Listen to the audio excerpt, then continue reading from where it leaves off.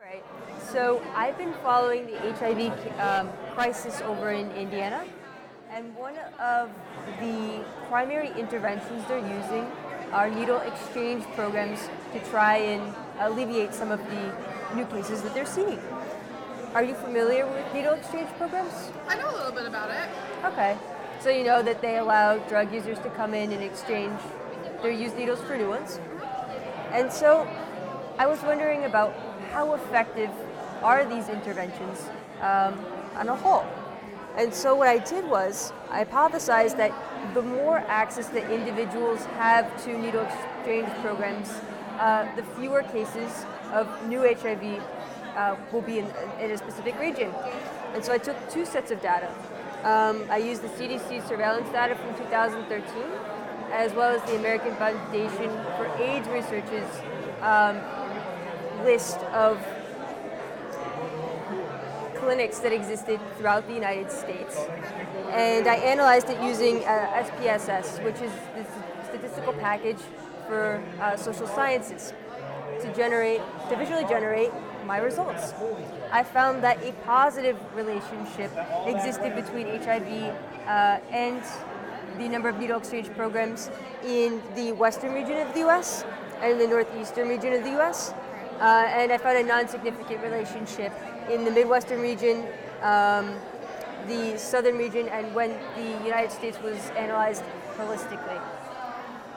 This led me to the conclusion that obviously more research needs to be done about how effective are these interventions, and as well as if I stumbled upon a false positive. The West and the Northeast have been exceptionally proactive about making these interventions available to their constituents.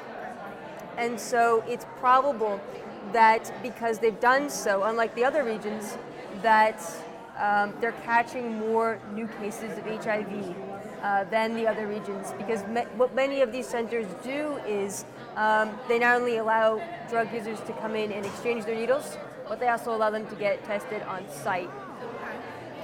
So I'm definitely going to try to conduct some more research on that after the program. And another kind of confounding variable that could have shown up within my research is that particularly in the West and the northeastern regions, they not only branch out to meet the needs of drug users, but they've also branched out to meet the needs of individuals with diabetes and cancers.